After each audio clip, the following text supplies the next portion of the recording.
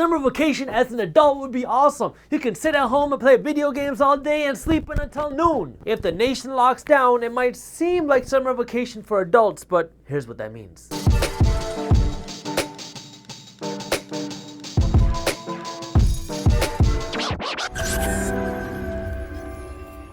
What's up everybody, I am Jaspreet Singh and welcome to the Minority Mindset. As this virus continues to spread, the United States has declared a national emergency. We've seen brands like Nike and Apple take the lead by shutting down all their retail stores. Some states demanded that restaurants, movie theaters, and gyms close. There go my gains. And now we have people talking about a nationwide lockdown. America has never experienced a nationwide lockdown before, and while that idea seemed like a Disney fairy tale just a month ago, it's not completely out of the picture. I mean, Italy, France, and Spain are already doing it. There's no doubt that a US shutdown will be drastic. But what does that mean for you, your job, and your money? Summer vacation for adults? Not exactly. But before I get into how a nationwide lockdown will affect you, hit that thumbs up button below, because if you don't, then YouTube's not going to show our video to anybody else, and subscribe to the Minority Mindset YouTube channel. That way you don't miss our new financial education videos every single week, and hit the little notification bell too, because if you don't, then YouTube doesn't let you know when our new videos are released. If you really want to understand how a nationwide lockdown would affect you, you need to start by understanding the health and financial implications of a full lockdown. If the country enters a full-on shutdown, that means that all non-essential businesses will be forced to close. So that means all small businesses, restaurants, clothing stores, manufacturing plants. Essentially, if people don't need your services to stay alive, you're gonna have to close. Does Gucci count as an essential business? The goal is to prevent the accidental spread of the virus. State and local governments have been asking nicely for people not to go out in public unless it's necessary, but college kids are still partying like it's 2019. There have been about 250,000 cases of the virus, and that number is expected to get a lot bigger quickly.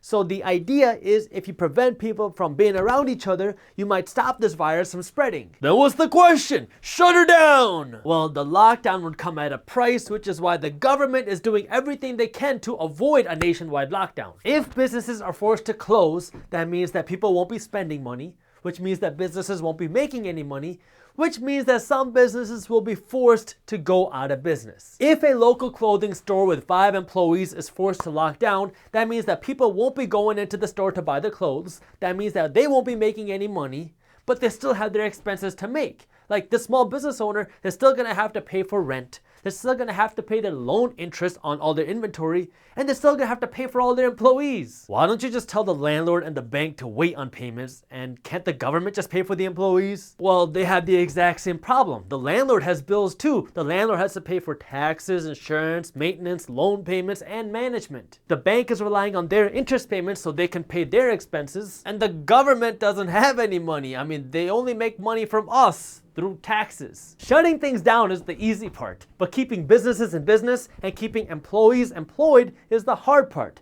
I mean, expenses aren't just gonna go away. If you lose your job, hopefully you have an emergency savings fund that you can dip into for emergencies, and if things do get tight, then you're gonna have to start cutting your expenses to make ends meet. It's the exact same for businesses. After early March, businesses lost a big chunk of revenue because people were scared to spend their money. And so if you have a nationwide lockdown, revenue would go to zero. So if your income is here at rock bottom and your expenses are still here, yes, these are technical terms, well, now businesses are gonna have to dip into their emergency savings fund to make up for this difference. And that's if they have an emergency savings fund. This crash showed us that although everything was sunshines and rainbows for the last decade, lots of businesses completely ignored or forgot basic business fundamentals, and they forgot to save for a rainy day. I remember reading this somewhere, I think it was Bill Gates, but don't quote me on this, but he said that he likes to keep 1 year's worth of operating expenses for his business in cash, just in case something crazy happens. This way they don't have to worry about going out of business. And ironically, in 2019, Microsoft was getting bashed by analysts and investors because they had something like $100 billion in cash, which was about a year's worth of operating expenses that they were just sitting on.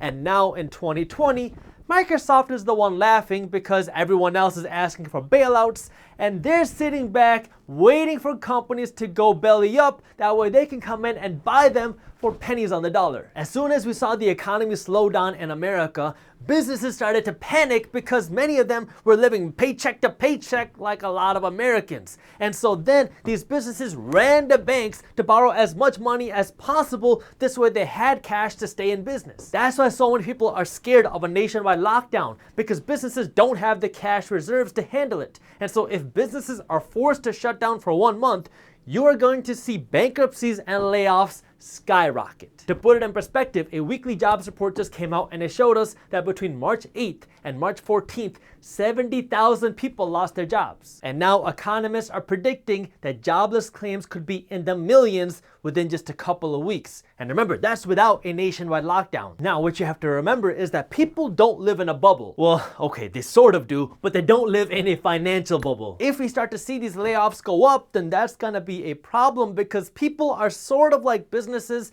in the sense that they don't have the cash saved up to protect them from an emergency. Like right now, 6 out of 10 Americans do not have $1,000 saved up. Turns out it's not just businesses who weren't good with their money, it's people too. So if people lose their jobs, that means they're not gonna have money coming in, and that means 3 things are gonna happen. First, that means people are gonna be spending less money because they have less money coming in. That means car companies are gonna hurt because people won't be buying new cars. That means the demand for real estate will come down because people won't be buying homes, so the price of homes might come down.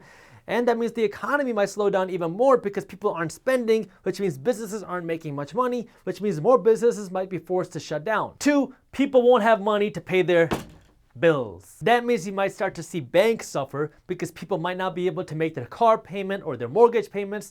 You'll see stores suffer because over the last decade, pretty much every store started offering financing to their customers, and you'll start to see consumer discretionary businesses suffer too, like monthly food service plans. And 3, interest payments might start piling up because when people don't have cash to pay their bills, they turn to debt. Americans are already sitting at a record high amount of credit card debt. So if we come this far, that means that bankruptcies might start going up for people, which means credit card companies might start to suffer too because people have a lot of credit card debt. We don't live in a financial bubble. Everything is connected. So if businesses stop making money, then eventually it all flows down and these things start falling like dominoes. So what do you do besides buying up a bunch of cheap stocks? Do you lock down the country and potentially risk this type of financial crisis or recession, or do you just try to slow things down and hope that it gets better? Obviously, your health is the #1 most important thing right now. If you're not healthy, nothing else matters. The US government is talking about sending $1,000 checks to people all across the country, but that might not be enough for somebody who just got laid off if they don't have any savings. Not to mention the long-term inflationary costs of printing more money. You have a bunch of state governments trying to expand their unemployment benefits to keep people afloat. But again, this money has to come from somewhere. That means more taxes or printing more money, which means more inflation. But if these stimulus measures work to keep businesses alive through this crisis,